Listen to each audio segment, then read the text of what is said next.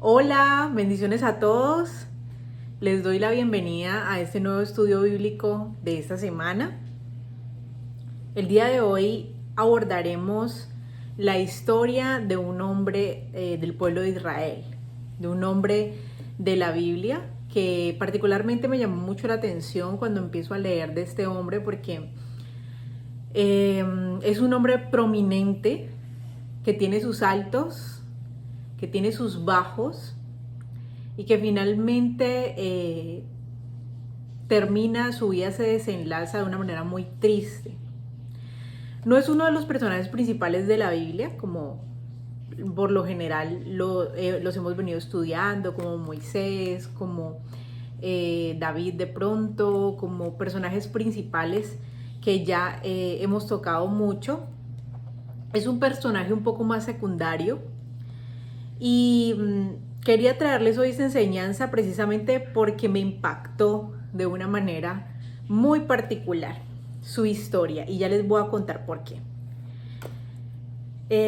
¿Para qué estudiaremos la historia hoy de este hombre?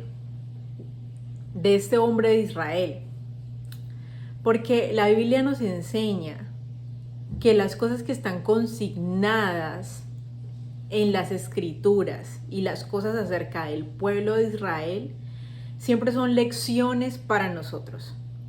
Entonces es importante tomar todos estos hombres de la Biblia, todos estos hombres que aparecen en las escrituras, estudiar sus vidas, ver sus puntos fuertes, ver sus puntos frágiles y débiles, y de esto sacar el mayor provecho para nosotros mismos a la luz de las escrituras, poder tomar esto como ejemplo y tener un aprendizaje profundo hacia nuestra propia vida de qué es lo que necesitamos hacer o no hacer. Y esto precisamente es lo que nos dice el apóstol Pablo acerca de todas las sagradas escrituras en 1 Corintios 10. 1 Corintios capítulo 10, versículo 11. Él aquí particularmente está hablando del pueblo de Israel en el desierto y les está diciendo a los corintios que las historias que están consignadas, que son reales y que están consignadas en el Antiguo Testamento, ¿para qué son estas cosas que están consignadas? Lo que veníamos hablando, dice, versículo 10. Voy a cambiarlo a Nueva Versión Internacional, que particularmente me parece una versión más amigable. Pero como ustedes lo quieran, si lo quieren leer en Reina Valera o en la versión que más prefieran. 1 Corintios 10, 11 dice así: todo esto sucedió para servir de ejemplo y quedó escrito para advertencia nuestra, pues a nosotros nos ha llegado el fin de los tiempos. Por lo tanto, si alguien piensa que está firme, tenga cuidado de no caer. ¿Para qué leemos? ¿Para qué estudiamos? ¿Para qué repasamos todas estas historias? Lo que le pasó al pueblo de Israel, la vida de los hombres de la Biblia, para hacer, no, porque nos debe servir de ejemplo, ya sea para lo bueno y de advertencia, ya sea para lo malo, porque a nosotros nos ha llegado el fin de los tiempos. Entonces, de esta manera podemos probarnos a nosotros mismos, porque el que esté firme, dice aquí el apóstol Pablo, mire que no caiga. Entonces, después de esta introducción, hoy entraremos a estudiar la vida de Joab. Muchos de ustedes se podrán preguntar quién fue Joab. Y eso es lo que primero vamos a abordar. Vamos a aprender acerca de quién fue Joab. Dice en 2 Samuel,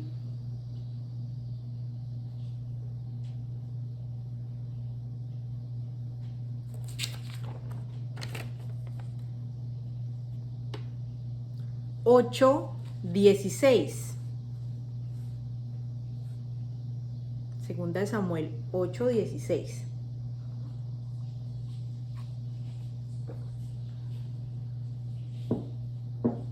Dice: oficiales de David. Hay un subtítulo allí que dice, aquí en Nueva Versión Internacional, dice oficiales de David, versículo 16. Joab, hijo de Sarbia, era general del ejército. Josafat, hijo de Ahilud, era el secretario. Entonces nos está diciendo que Joab era un general. Y también, ¿qué nos está indicando más aquí este texto? Que él era hijo de un hombre que se llamaba Sarbia. Y no solamente esto, este hombre, Joab, tenía 2 hermanos. Y estos 2 hermanos también hacían parte del ejército de David. Y eso lo podemos ver ahí mismo en 2 de Samuel, capítulo 23, versículo 18. 2 de Samuel 23, 18. Primero vamos a leer en el versículo 18 que el hermano de Joab, Abisai, dice así: Abisai, el hermano de Joab, hijo de Sarbia, estaba al mando de los 3 y ganó fama entre ellos. ¿De cuáles 3? David tenía un ejército de 30 hombres muy valientes. Y entre ese ejército habían 3 que se destacaban por ser los más valientes de los 30. Y entre los 3 más valientes, que eran los más valientes de los valientes, se destacaba el hermano de Joab, Abisai, hijo también de Sarbia, naturalmente porque eran hermanos. Estaba al mando de los 3, de estos 3 más valientes, y ganó fama entre ellos. En cierta ocasión, lanza en mano, atacó y mató a 300 hombres. Se destacó más que los 3 valientes y llegó a ser su jefe, pero no fue contado entre ellos. O sea, él no era uno de los 3 valientes, era el más destacado. Y en el versículo 24 dice: entre los 30 más valientes encontramos a Asael, también hermano de Joab. ¿Cierto? Este lo vamos a ver más adelante, que se decía de Asael que corría como una gacela, un hombre que se cuenta entre el selecto grupo de los más valientes del ejército de Israel en los tiempos de David. Entonces, podemos entender que Joab era el hijo de Sarbia, hermano de Asael, hermano de Abisai, los cuales también eran militares del ejército de Israel, y era él mismo, se había convertido en general del ejército de Israel. Y aquí vamos a ver el texto donde nos dice cómo Joab se convierte en el general del ejército de Israel. Vamos a Primera de Crónicas, capítulo 11, versículo 6. Primera de Crónicas 11, 6.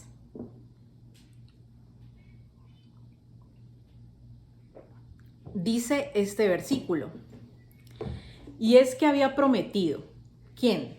David, que está hablando de David: al primero que mate a un jebuseo, lo nombraré comandante en jefe.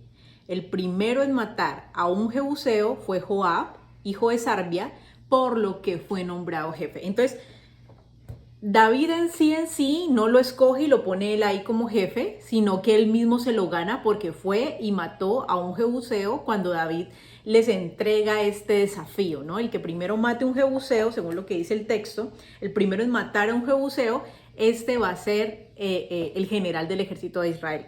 Entonces, de esa manera fue como Joab se convierte en general del ejército de Israel.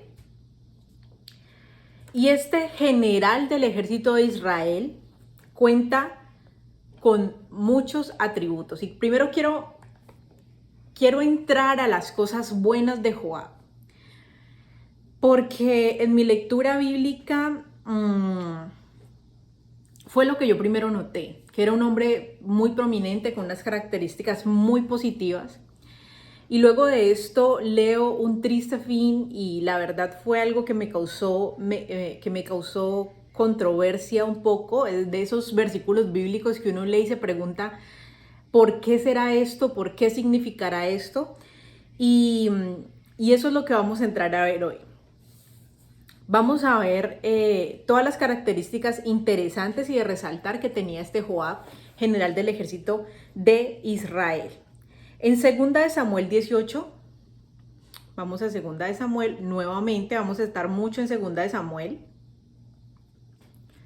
un poco entre 2 de Samuel y Crónicas, al final Primera de Reyes, pero mucho en 2 de Samuel. En 2 de Samuel 18, versículo 11 al 16, dice así: ¿Cómo?, exclamó Joab, ¿lo viste y no lo mataste ahí mismo? Te habría dado 10 monedas de plata y un cinturón.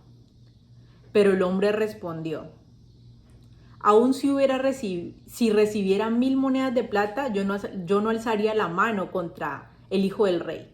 Todos oímos cuando el rey les ordenó a usted y a Abisai, el hermano, y a Itaí, que Itaí era un extranjero muy fiel a David, que no le hicieran daño al joven Absalón. Si yo me hubiera arriesgado, me habrían descubierto, pues nada se le escapa al rey. Y usted por su parte me habría abandonado. Él le responde: no voy a malgastar mi tiempo contigo, replicó Joab. Acto seguido, agarró 3 lanzas y fue y se las clavó en el pecho a Absalón, que todavía estaba vivo en medio de la encina. Dejémoslo hasta ahí. Les voy a contar un poco el contexto de esta historia. Resulta que Absalón era uno de los hijos de David, ¿no? Él era el hijo de una reina. Resulta que uno de los hijos de David se enamora de su propia hermana, de la hermana que tenía en común con el mismo padre, David. Este hombre que se enamora de su hermana se llamaba Amnón, y esta hermana de él, hija de David, se llamaba Tamar. La Biblia nos relata que este hombre pues comete este acto detestable, no solamente de enamorarse, sino que la engaña para que ella lo cuide fingiendo una enfermedad y la viola. Cuando Absalón se da cuenta de que esto sucede, el trama naturalmente pues le coge mucho odio y trama una encrucijada para asesinarlo. Después de mucho tiempo logra asesinar a Amnón.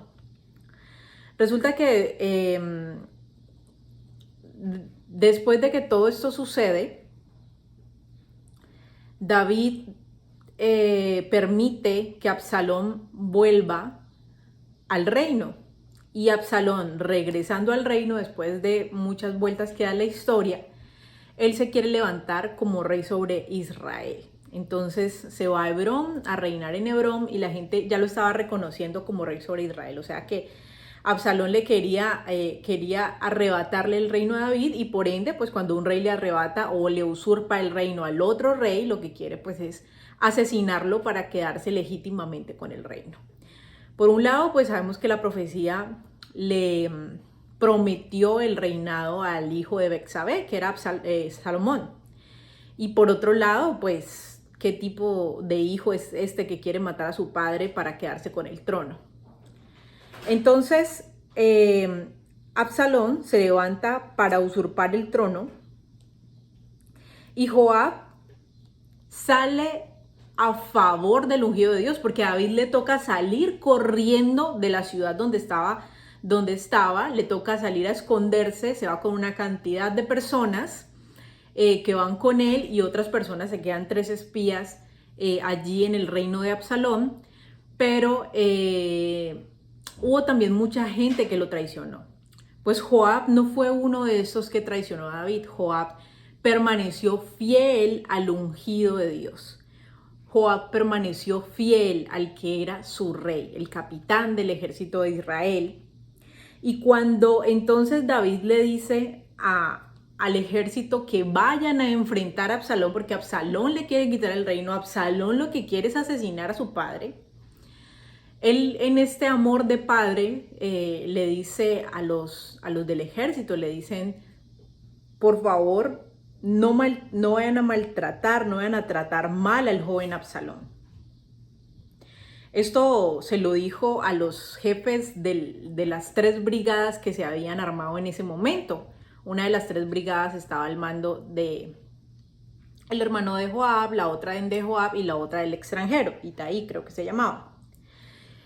Todos lo escucharon, todo el ejército escuchó las indicaciones que él le dio a los principales del ejército. Y entonces nadie quería levantar la mano contra el hijo del rey por esta indicación que le había dado el hijo del rey. Sin embargo, Joab sabía que si no lo asesinaba, pues el que iba a terminar muerto era el ungido de Dios. Entonces Joab se toma este atrevimiento y mata a Absalón. Él mismo. Podría sufrir unas consecuencias muy graves, pero decide hacerlo para defender a su rey. Y esto fue un acto de fidelidad al ungido de Dios, al hombre que Dios había puesto a gobernar sobre Israel. Eso es una de las cosas que hace Joab. Y la siguiente cosa que yo diría es una cosa que hay que resaltar muchísimo.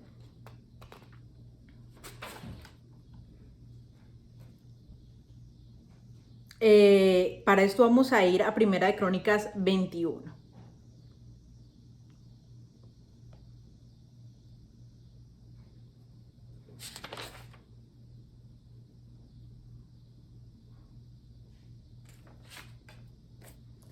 Primera de Crónicas 21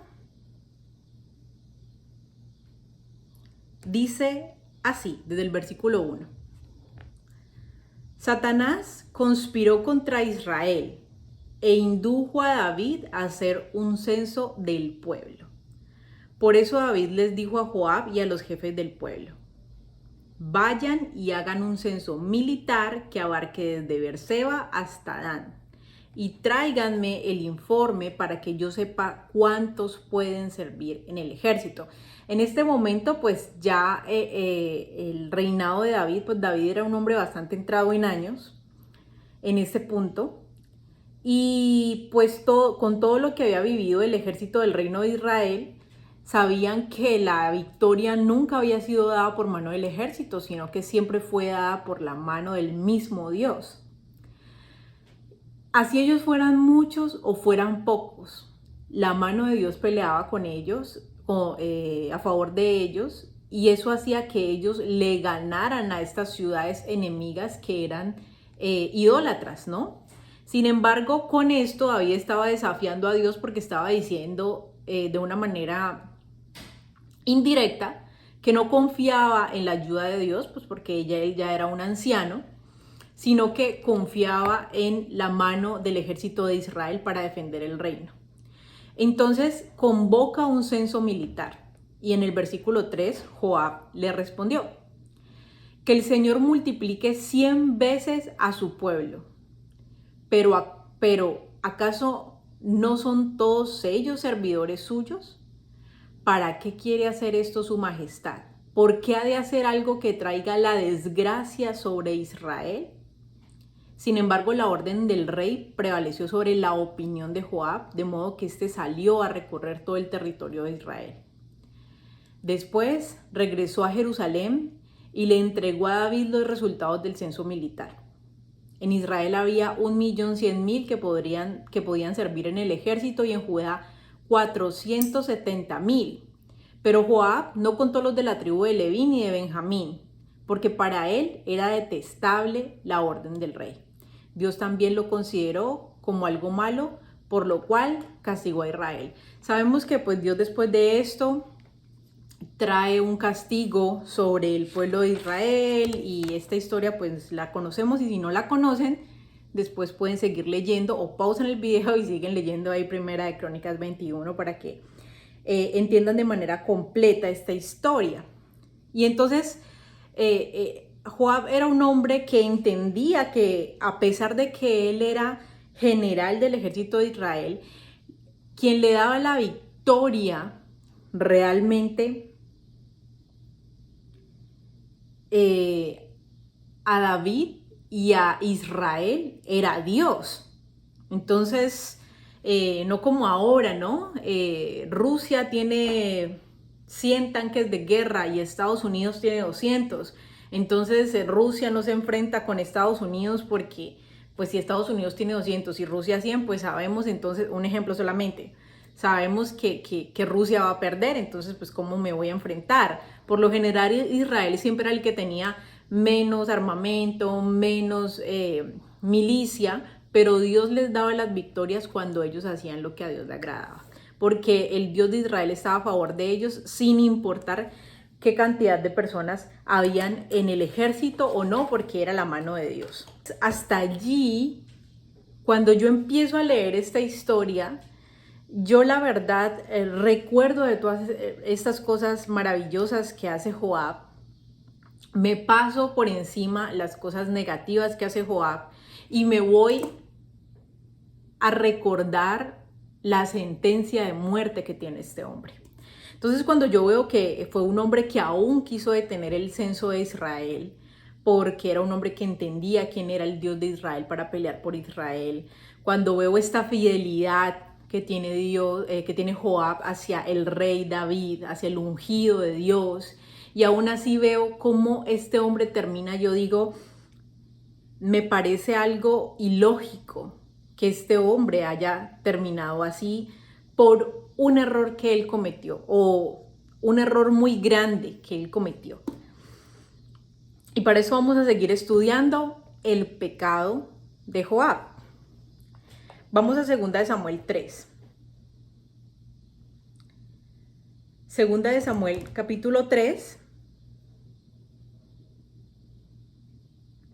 nos relata qué fue lo que pasó con Joab. 2 de Samuel, vamos a leerlo desde el capítulo 2. Samuel capítulo 2, versículo 17. Dice así: aquel día la batalla fue muy dura, y los siervos de David derrotaron a Abner y a los soldados de Israel. Allí se encontraban Joab, Abisail y Asael, los 3 hijos de Sarbia. Asael, que corría tan ligero como una gacela en campo abierto, se lanzó tras Abner y lo persiguió sin vacilar. Al mirar hacia atrás, Abner preguntó: ¿acaso no eres tú Asael? Claro que sí, respondió. Déjame tranquilo, respondió Abner. Más te vale que agarres a algún otro y te quedes con sus armas. Pero Asael no le hizo caso. Así que Abner le advirtió una vez más: deja ya de perseguirme o me veré obligado a matarte. Y entonces, ¿cómo podría darle la cara a tu hermano Joab? Como Asael no dejaba de perseguirlo, Abner le dio un golpe con la punta trasera de su lanza y le atravesó el vientre. La lanza le salió por la espalda y ahí mismo Asael cayó muerto. Todos los que pasaban por ahí se detenían a ver el cuerpo de Asael. Entonces, les doy contexto a esta historia. ¿Qué pasó aquí? Resulta que David fue rey primero, antes de ser rey de Israel, fue rey de Hebrón durante 6 años y 6 meses. Él, después de que muere Saúl, empieza a reinar sobre Hebrón, sobre la tribu de Judá. Y entonces, cuando él empieza a reinar sobre Hebrón, queda el hijo de Saúl en el reino de Israel, reinando sobre Israel, sobre el resto de las tribus. Y David solo reinando sobre sus propios hermanos, sobre su propia tribu, sobre Judá. Entonces, en esta cuestión que el hijo de Saúl estaba en el trono y David también estaba en el trono, o sea, David estaba en el trono de Judá y el hijo de Saúl estaba en el trono de Israel, por ende, pues porque le tocaba el trono, digamos, ya que era el hijo de Saúl, era el heredero al trono, pero al que Dios había ungido y al que Dios había puesto era David. Entonces se levanta Judá y se levanta Israel, se le llama Israel al resto de las tribus, y Judá pues a Judá. Entonces se levanta Judá e Israel a pelear, y al principio de esta historia, de hecho aquí nos dice guerra entre tribus. Entonces una tribu se levanta contra la otra, pero verdaderamente era Israel peleando contra Israel, el ejército de Saúl, el rey que ya había muerto, y el ejército de David, el rey ungido. Entonces, en medio de esta guerra, este hombre que habla aquí, el versículo 17, dice Abner era el general del ejército de Saúl. Y resulta que el hermano de Joab persigue a Abner para matarlo. Abner, el general del ejército de Saúl, alcanza a ver que alcanza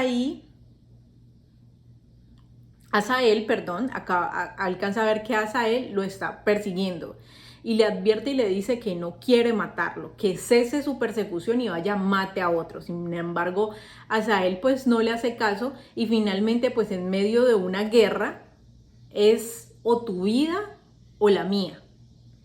Y sabemos que es precisamente por eso, entonces en este contexto, que Abner no es culpable de asesinato, porque estaba en medio de una guerra donde el asesinato que cometió o la matanza que cometió era vida por vida, o tu vida o la mía, de defensa propia. Estamos en medio de una guerra, no te quiero matar, pero es tu vida o es la mía. No lo estoy haciendo por cuestiones personales, ni por odios ni rencores personales, pero es tu vida o es la mía. Y entonces en medio de las guerras, esa era la situación. Resulta que ahora sí vamos a ir a 2 de Samuel 3 para ver cuál es el desenlace de esta historia y el pecado de Joab, porque verdaderamente él se da cuenta que esto pasa y naturalmente pues le molesta mucho. Después de esto resulta que Abner, el general del ejército de Saúl, se molesta con el hijo de Saúl por una cuestión que ellos tienen allá interna y le dice al hijo de Saúl: voy a empezar a servir a David, ya no voy a ser más parte de tu ejército ni voy a pelear más por ti, voy a pelear con David. Le dice esto al hijo de Saúl y el hijo de Saúl le tenía mucho miedo y no le dice nada. Dice versículo 11, Isboset no se atrevió a responderle a Abner ni una sola palabra, pues le tenía miedo. 2 de Samuel 3, versículo 12. Entonces Abner, general del ejército de Saúl, envió unos mensajeros a decirle a David: ¿a quién le pertenece la tierra sino a usted? Haga un pacto conmigo y yo lo apoyaré para hacer que todo Israel se ponga de su parte. Muy bien, respondió David, haré un pacto contigo, pero con esta condición: cuando vengas a verme, trae contigo a Mical, la hija de Saúl, de lo contrario, no te recibiré.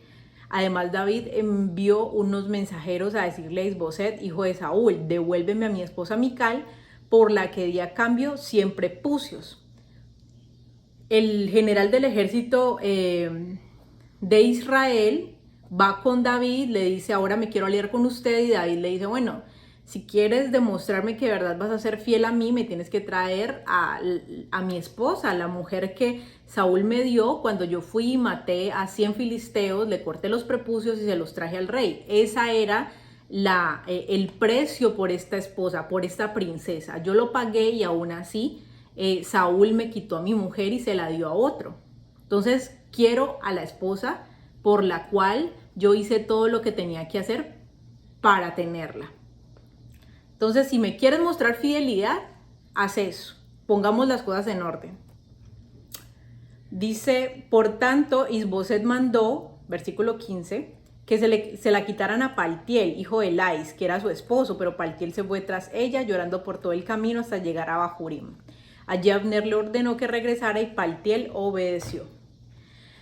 Luego Abner habló con los ancianos de Israel. Hace tiempo que ustedes quieren hacer rey a David, les dijo. Ya pueden hacerlo, pues el Señor le ha prometido: por medio de ti, que eres mi siervo, libraré a mi pueblo Israel del poder de los filisteos y de todos sus enemigos. Abner habló también con los hijos de Benjamín. Bueno, versículo 21, saltémonos al versículo 21, dice: allí Abner le propuso a David: permítame su majestad convocar a todo Israel para que hagan un pacto con usted. Así su reino se extenderá a su gusto. Con esto David despidió a Abner y este se fue tranquilo.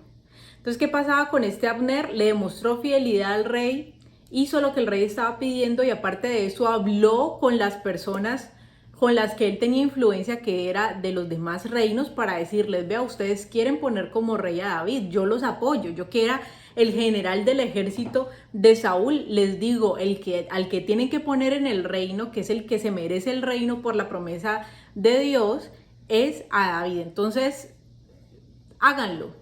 Él fue el que promovió que David fuera rey sobre todo Israel, y de esta manera pues le demostró de una manera muy firme su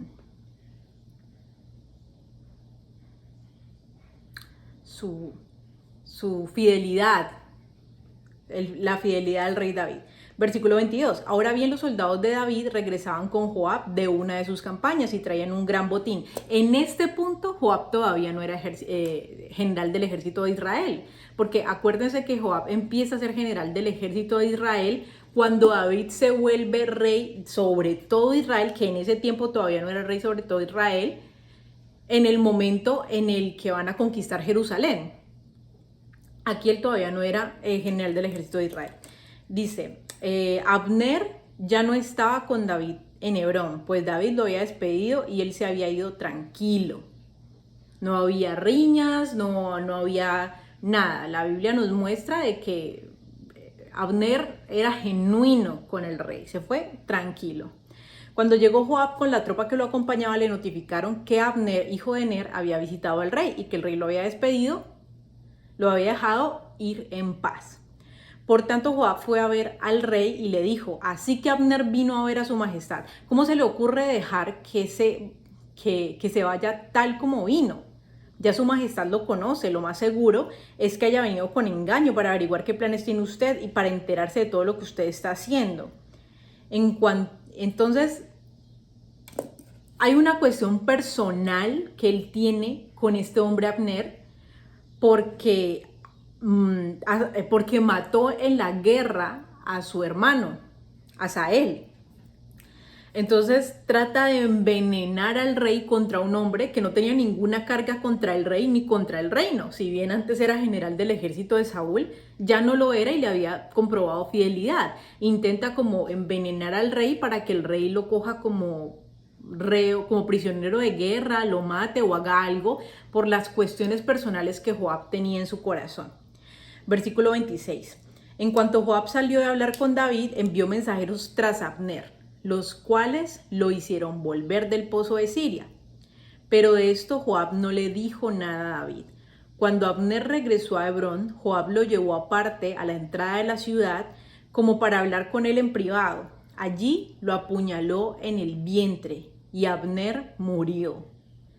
Así Joab se vengó de la muerte de su hermano Asael. Algún tiempo después, David se enteró de esto y declaró, hago constar ante el Señor que mi reino y yo somos totalmente inocentes de la muerte de Abner, hijo de Ner. Los responsables de su muerte son Joab y toda su familia. Bueno, dejémoslo hasta allí.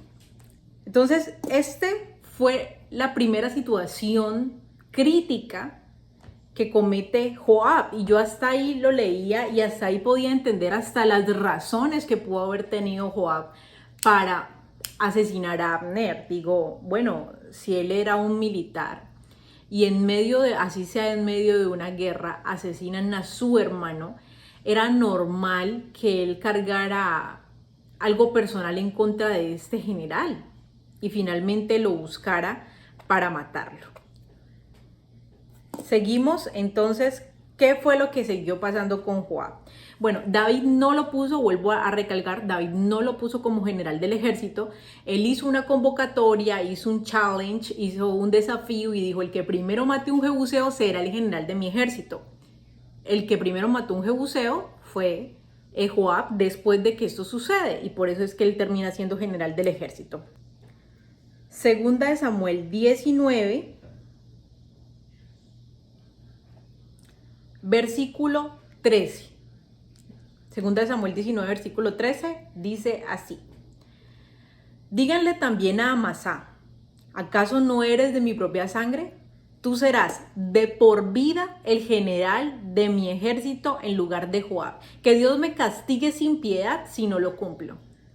Sabemos que cuando Dios le da los mandamientos a Israel, uno de los mandamientos es que deben jurar por el Dios de Israel. Y esto era lo que acostumbraban a hacer en Israel, jurar por el nombre del Dios de Israel. Entonces, los juramentos que se hacían en el nombre del Dios de Israel eran juramentos que no se podían quebrantar ni que se podían invalidar. Entonces, él sella la postulación que le hace a Amasá como general del ejército de Israel, jurándolo por Dios. Y le dice, de por vida, en lugar de Joab, te haré mi general del ejército. ¿Y por qué David en este momento actúa de esa manera? Porque Joab acaba de matar a su hijo Absalón. David no está muy contento con eso y lo destituye como general del ejército. Resulta que en 2 Samuel 20 se levanta otro tipo que se llama Saba y quiere arrebatarle el reino a David. Entonces, en esta lucha que tiene allí Saba contra David para arrebatarle el reino, entonces David va y le dice a Amasa: necesito que reclutes, que convoques al ejército de Israel en 3 días, porque necesitamos a esto caminarle rápido, no vaya a ser que esto nos coja ventaja y ese tipo sí me quite el reino. Resulta que pasaron estos 3 días, este hombre se durmió en los papeles, como decimos en Colombia, se durmió en los laureles y no hizo las cosas diligentemente y no lo hizo en su tiempo.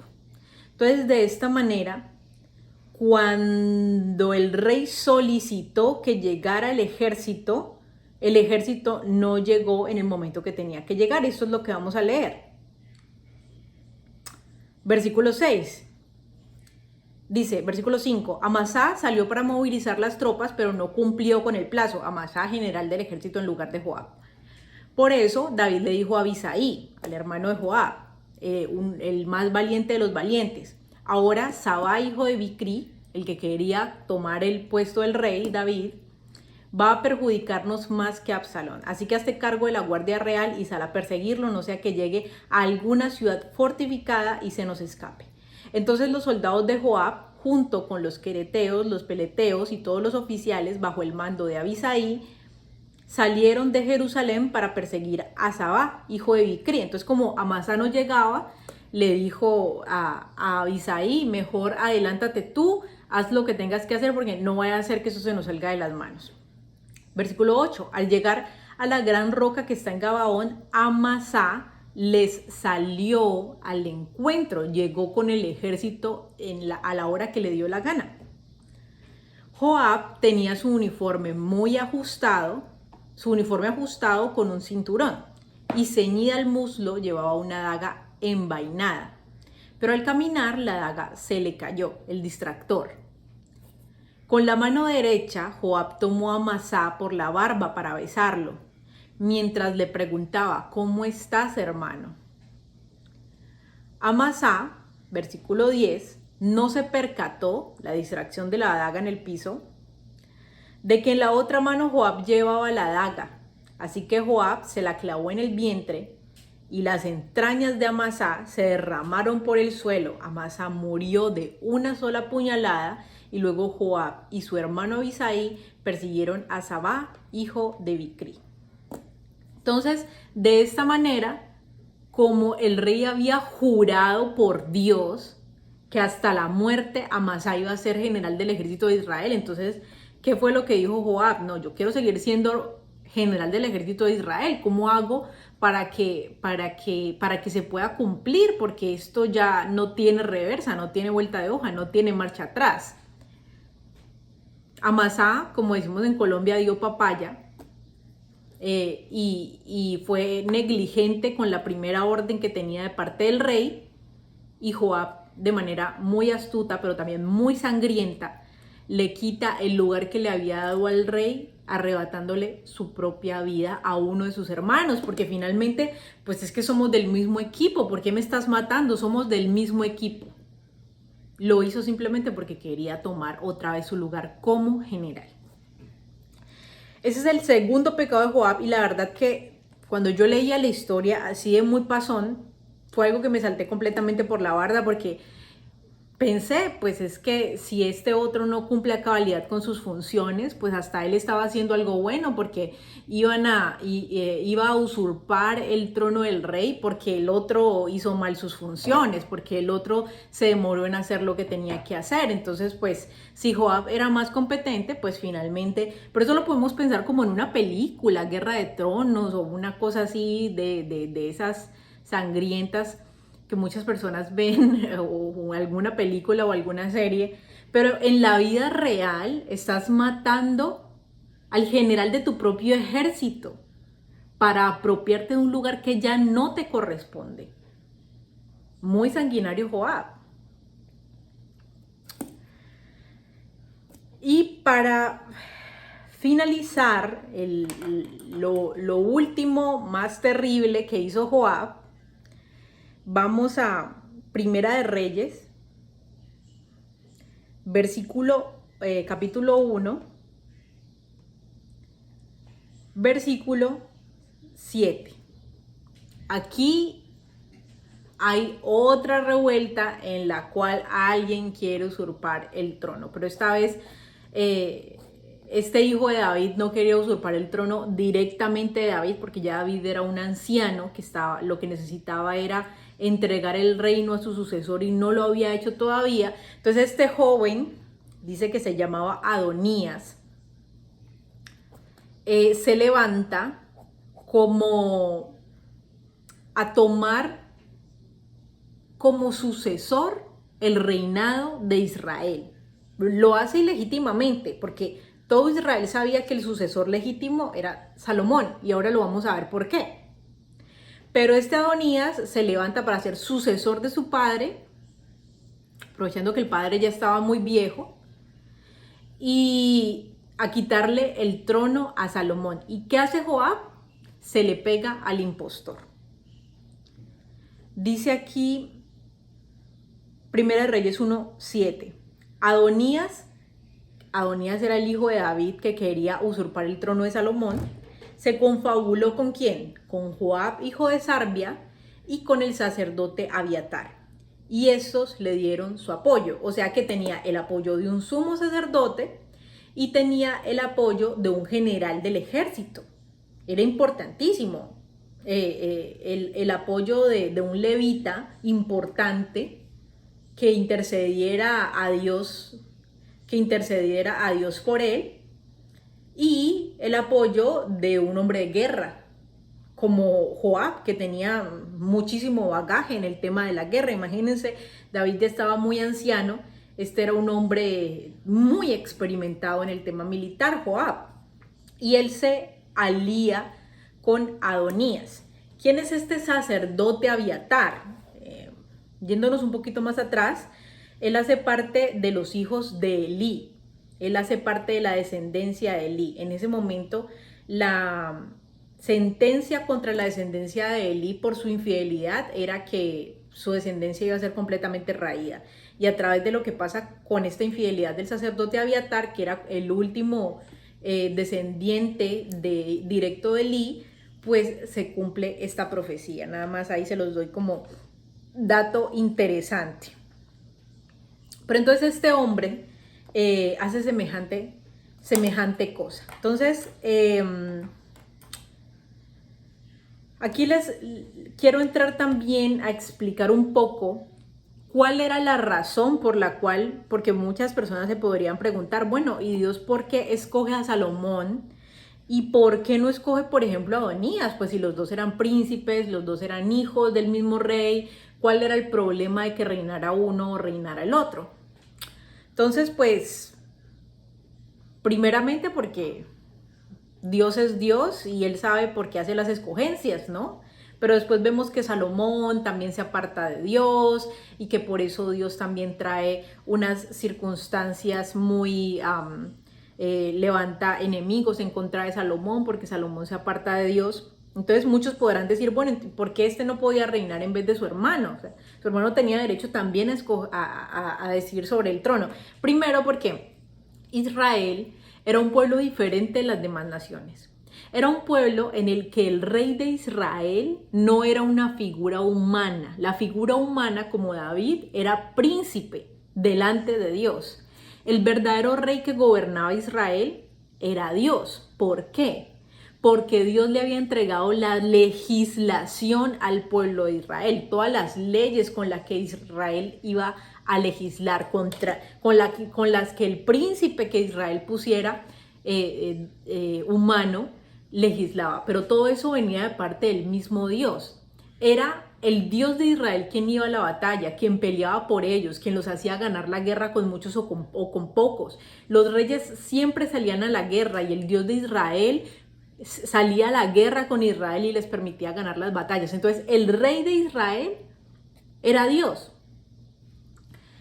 Y Dios es el que escoge quién iba a seguir en la sucesión de los príncipes de Israel según lo que determinara.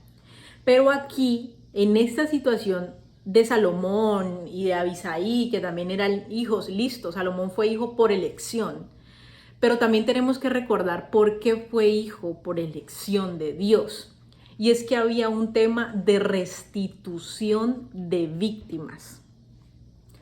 Muchos de ustedes conocerán perfectamente que David cae en pecado con una mujer que cuando no salió a la guerra la vio que se estaba bañando, la tomó como mujer, se acostó con ella sabiendo que ella tenía marido. El marido de ella sí estaba en la guerra peleando con el pueblo de Israel, mientras él se estaba acostando con la mujer de este hombre. Pero el problema era que ellos estaban recién casados y él nunca se había acostado con esta mujer. Él se fue a la guerra sin poder acostarse con ella, no la había conocido.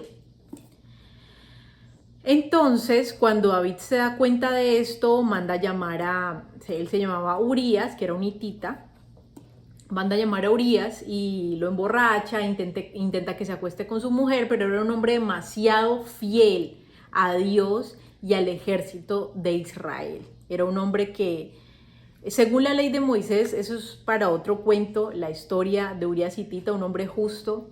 Por eso es que él también se cuenta sobre los 30 valientes de Israel. Pero es otra historia. Entonces, respecto a esa situación, finalmente cuando él no puede hacer que él se acueste con esta mujer porque ella estaba embarazada ya, él hace una carta y con el mismo Urías se la manda a entregar a Joab, a el que estamos estudiando. Y la carta decía: pon a Urías heteo en la parte más recia de la batalla para que lo maten. Todos sabemos lo que pasó luego con David, lo que el profeta Natán le dijo, que él se arrepintió y toda esta situación. Y siempre pensamos es en David. David pecó, Dios lo restituyó y todo eso. Y nunca pensamos, o casi nunca, nos detenemos a pensar en Betsabé. ¿Quién era Betsabé? Una víctima completa de los caprichos de un rey que estaba enceguecido por su ambición. Betsabé era una mujer que se había casado con un hombre justo, con un hombre que ella o su familia le escogió, pero era una mujer casada que se estaba guardando para su esposo con el que había contraído nupcias. Ella está esperando a su esposo, sin embargo el rey se encapricha con ella, la lleva a su presencia y aparte de eso la toma para sí, en un acto de, se podría decir, de violación, pues ¿quién se le puede negar al rey? Esta mujer, en medio de esta situación, el rey la toma abusando de la autoridad que tiene y aparte de eso la deja embarazada, causándole una vergüenza a nivel público de que todos se dieran cuenta de que una mujer casada estaba embarazada, nada más y nada menos que del rey, siendo ella inocente en toda esta situación, porque verdaderamente el rey David en ese momento abusó de su autoridad y la tomó para sí mismo de una manera abusiva, autoritaria. Queda ella avergonzada completamente delante del pueblo como si fuera una cualquiera. Y aparte de eso, asesina el rey al que era su esposo. ¿Cómo queda una mujer que ha sido víctima de toda esta situación después de esto? Y aparte de esto, ella queda embarazada y Dios, como juicio sobre David, dice: este niño no va a vivir. Ese es mi juicio, de que este niño muera. Finalmente, aparte de que la violaron, aparte de que quedó avergonzada delante de todo el pueblo, aparte de que le mataron el marido, también su esposo muere. Digo, también su hijo muere. Entonces, ¿cómo queda esta víctima en medio de toda esta situación tan difícil? Es por eso que, como ella ya era una mujer libre por el hecho de que David mató al esposo, él la dignifica y la toma para sí como esposa, dándole así, pues no tirándola como que me acosté contigo y pues ya ni me importa, chao, te vi, sino que la dignifica y la toma como esposa.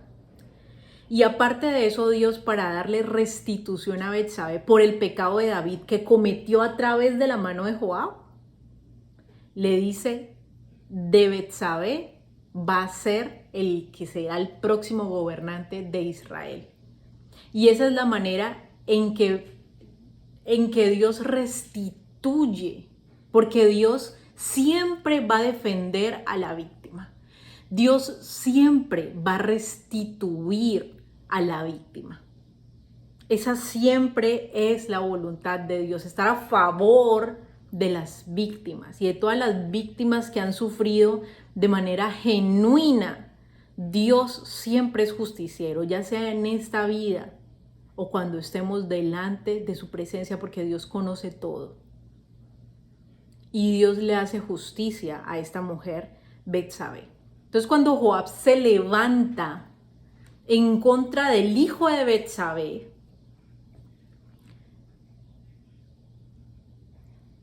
él ayudó a matar a su marido, porque él no se opuso, él se opuso al censo. No, ¿cómo vamos a cometer esta abominación? No estoy de acuerdo, no me parece. Pero cuando se trató de matar a un inocente, él no puso ninguna resistencia, no preguntó por qué, simplemente lo mató. Y ni quería restituir a la víctima después de todos estos años, porque vemos aquí, el texto nos permite ver que él se alía con el hijo de otra mujer para que sea rey. ¿Y dónde queda lo que él le hizo a Betsabé? Porque si bien David fue el autor intelectual, él fue el que puso en marcha este plan macabro de matar a este hombre que era el esposo de Betsabé. Entonces, verdaderamente Joab estaba arrepentido de ese pecado que le había ayudado a cometer a David. Y también esta es la razón. Vamos entonces a Primera de Reyes 2. Aquí estamos en Primera de Reyes 1. Vamos a Primera de Reyes 2. Versículo 5 y 6. Bueno, resulta que pasó todo lo que el hijo de David quería meterse en el trono, Adonías quería meterse en el trono y todo, a Salomón lo hicieron rey. En toda esta circunstancia resulta que entra Betsabé al trono por instrucciones del profeta Natán, y le dice, entra delante del trono del rey y cuéntale lo que está pasando. Dile así, mi señor y rey, ¿no le has prometido a tu sierva que su hijo sería el próximo rey de Israel? Y vuelvo con el tema, la restitución que Dios a través de David tenía que hacer sobre esta mujer que sufrió completamente como una víctima. Entonces David reacciona porque él no se había dado cuenta de que le querían quitar el trono a Salomón, unge a Salomón como rey de Israel y le da estas instrucciones cuando ya es ungido. La instrucción más importante y la primera que le da, le dice, cobra ánimo y compórtate como hombre, versículo 2. Y el versículo 3 le dice, cumple los mandamientos de Dios. Todo, haz todo. Eso es lo que tienes que hacer. Pero entonces vamos al versículo 5, donde le sigue dando más instrucciones acerca de varias cosas, y entre una de esas cosas puntuales y muy importante que le da a su hijo Salomón como algo que tenía que hacer es, ahora bien, versículo 5, tú mismo sabes que Joab, hijo de Sarvia, derramó sangre en tiempo de paz, como si estuviera en guerra. Y recordamos lo que le hizo a Abner, el general del ejército de Saúl, y lo que le hizo a Amasá, el general del ejército de Israel. Dice, y mató a Abner, hijo de Ner, y a Amasá, hijo de Jeter, los dos comandantes de los ejércitos israelitas, porque finalmente este hombre, aunque era comandante del ejército de Saúl, pues los dos eran de Israel y no, él no tenía ninguna riña contra el ungido de Dios. Él estaba en paz con David. Lo mató por razones personales respecto a algo que había ocurrido en la guerra. Dice, manchándose así de sangre las manos. Por tanto, usa la cabeza y no lo dejes llegar a viejo y morir en paz. Esas son las instrucciones que le da David a su hijo Salomón. Luego, de esta misma manera, vemos en el versículo 30, ahí mismo en Primera de Reyes 2, vemos en el versículo 30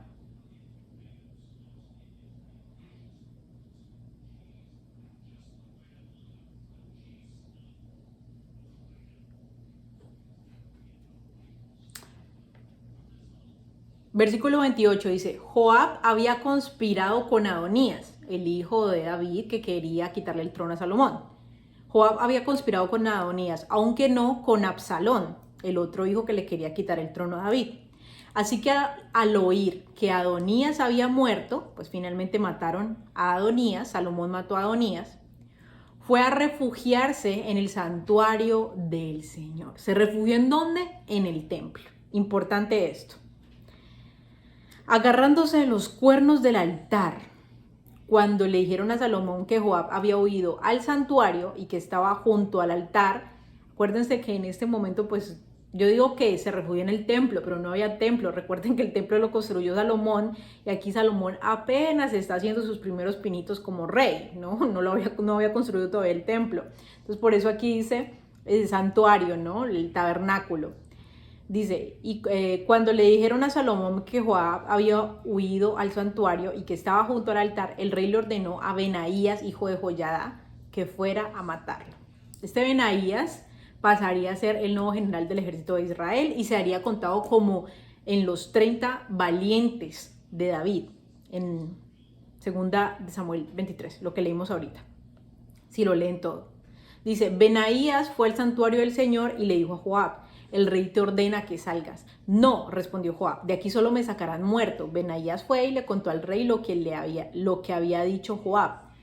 Versículo 31, pues dale gusto, ordenó el rey, mátalo y entiérralo, de ese modo me absolverás a mí y a mi familia de la sangre inocente que derramó Joab. El Señor hará recaer sobre su cabeza la sangre que derramó, porque a espaldas de mi padre atacó Joab a Abner, hijo de Ner, que era comandante del ejército de Israel, y a Amasá, hijo de Jeter, que era comandante del ejército de Judá. Así mató a filo de espada a dos hombres que eran mejores y más justos que él. Y al principio de la enseñanza leímos que los dos hermanos hacían parte de los más valientes de Israel. Sin embargo, este hombre, Joab, siendo un general y siendo muy prominente en Israel, él no aparece en ese listado. ¿Por qué? Porque no fue un hombre justo, fue un hombre sanguinario.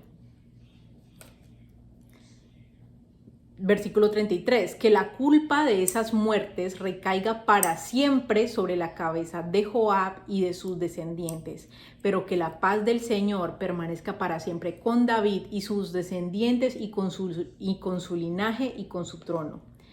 Benaías, hijo de Joiada, fue y mató a Joab e hizo que lo sepultaran en su hacienda de la estepa.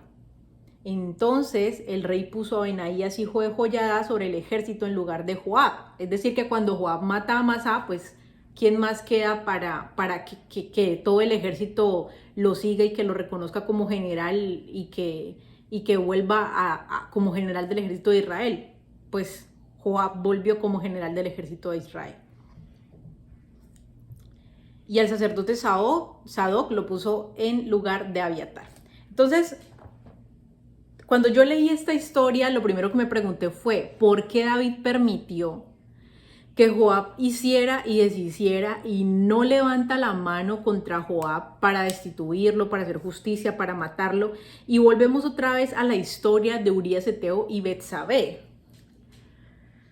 David era un hombre que en su momento se manchó las manos con sangre y usó como herramienta al sanguinario Joab.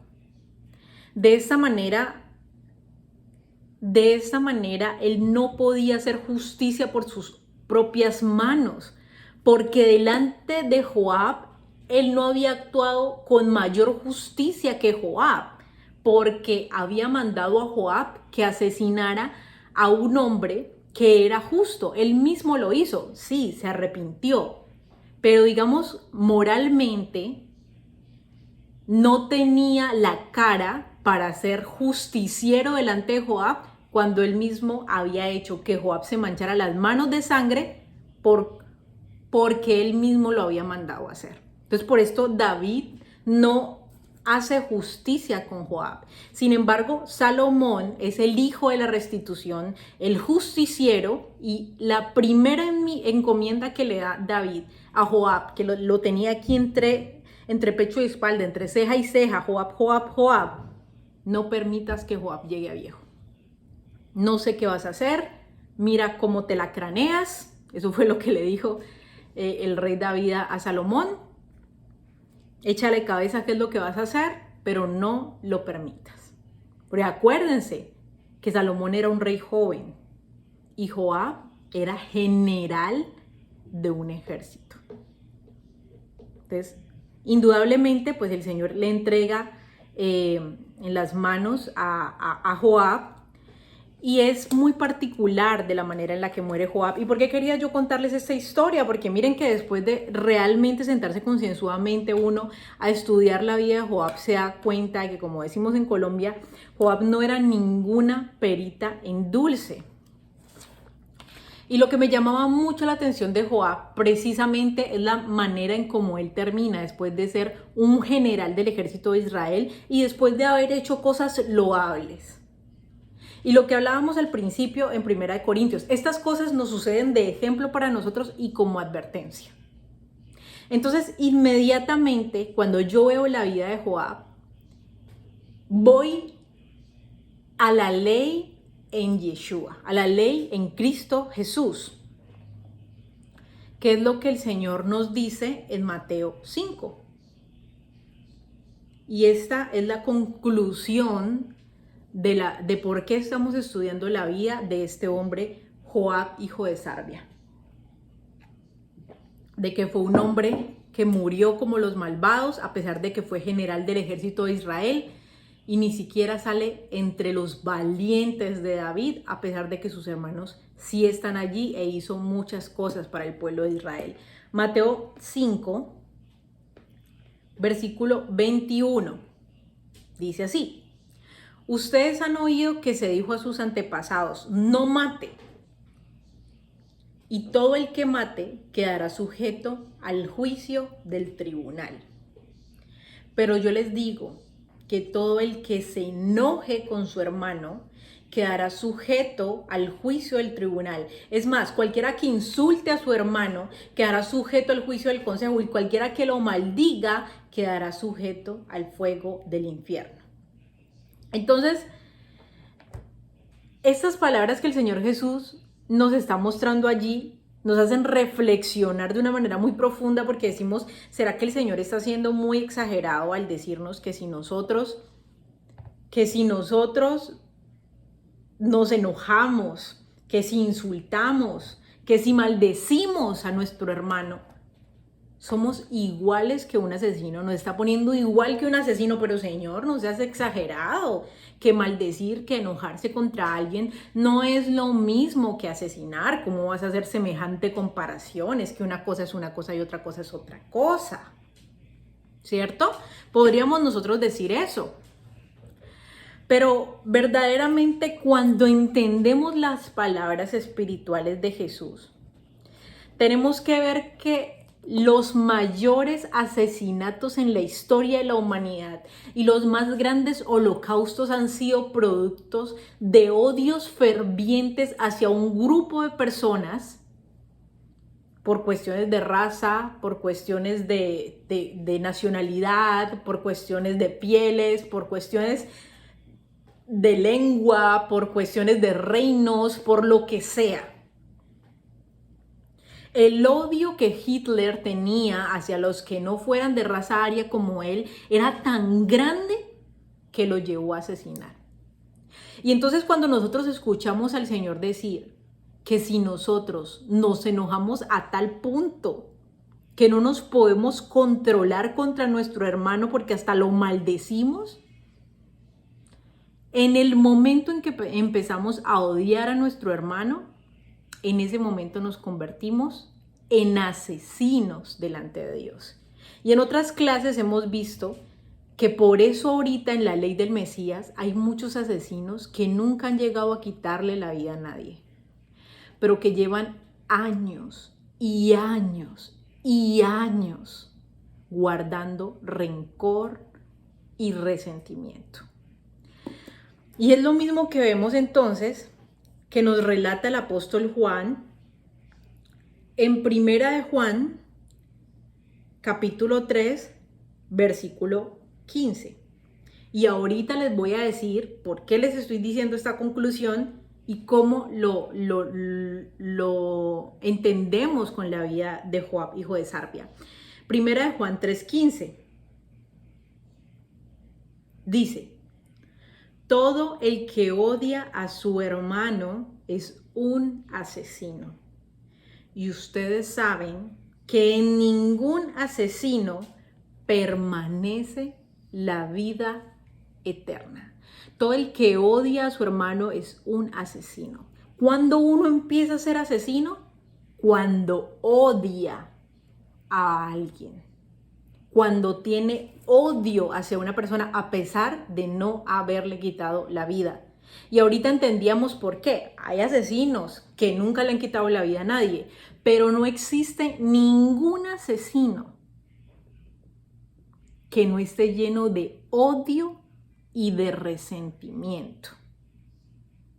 Obviamente no estoy hablando de aquellos que por cuestión de su profesión tienen que luchar y defender a las personas y defender un país, porque si asesino se le llamara a aquel que lucha una guerra, estaríamos llamándole asesino también entonces a aquel que mató Joab. Pero Salomón da testimonio de este hombre que era mucho más justo que él.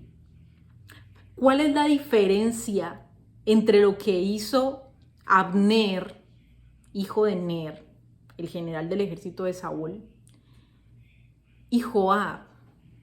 Que lo que él hizo, lo hizo en nombre de su nación, no por odios personales en contra de Judá, sino por cuestiones de que un rey tenía que dirigir todo Israel y él estaba defendiendo al reino de Saúl.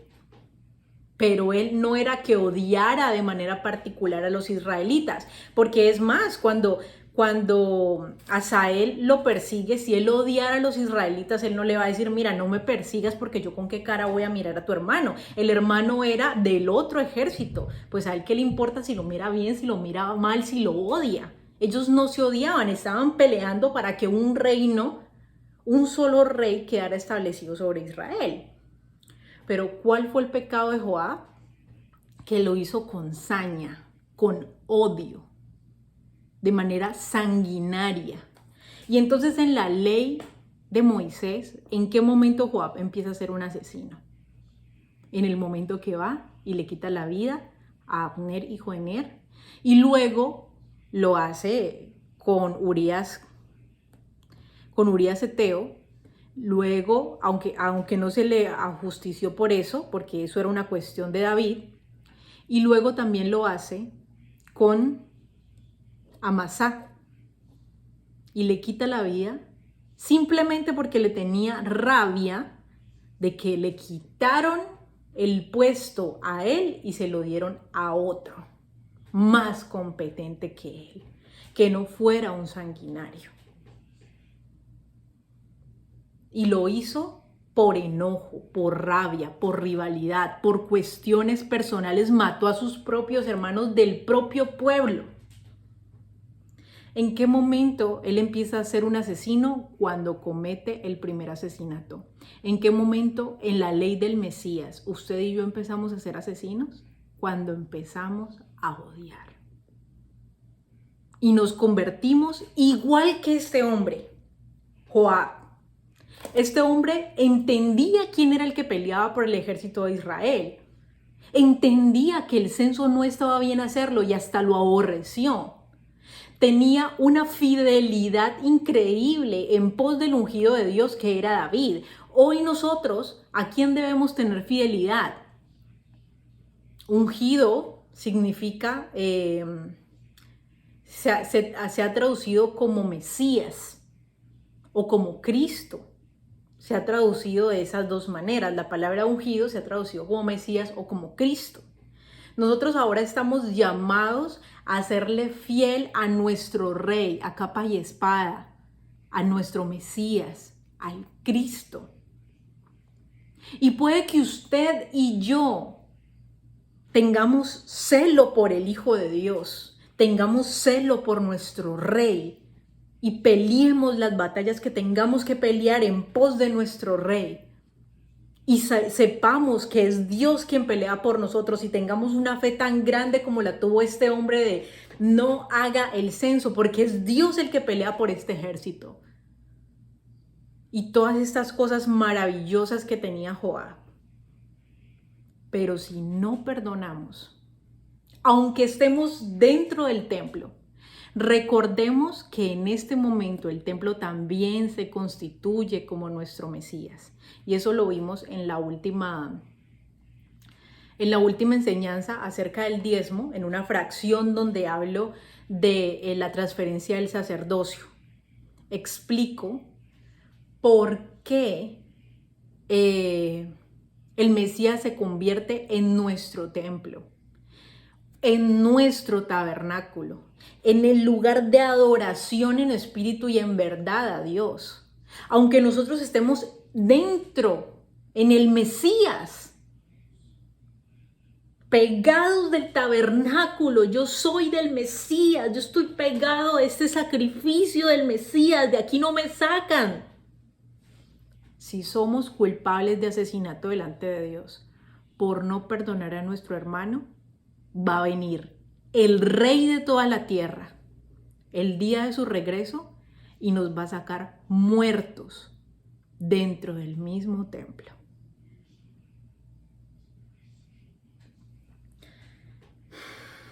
Esto es algo que nos debe confrontar grandemente a nosotros como iglesia. Debemos saber que como el mismo Jesús dijo, si nosotros no perdonamos a quienes nos han hecho daño, a quienes nos ofendan, nuestro Padre Celestial no nos puede perdonar.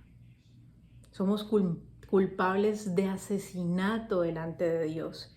Y según lo que nos dice Primera de Juan 3, sabemos que todo el que odia a su hermano es un asesino. Versículo 15. Y ustedes saben que ningún asesino tiene vida permanente en él.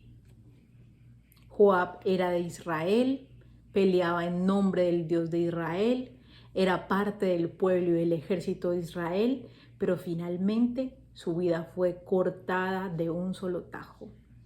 Puede que usted y yo en este momento pertenezcamos a la iglesia del Mesías y nos creamos parte del Mesías, pero ninguno que odia a su hermano, que se constituye un asesino, tendrá vida permanente en él.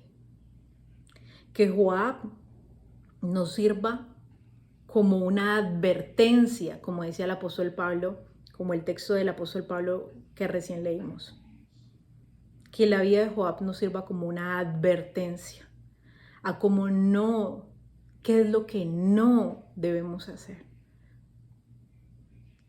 y que ese es el tiempo en el que nosotros todavía podemos acercarnos al trono de gracia y arrepentirnos y dar el paso para poder perdonar a todos aquellos que nos han hecho daño.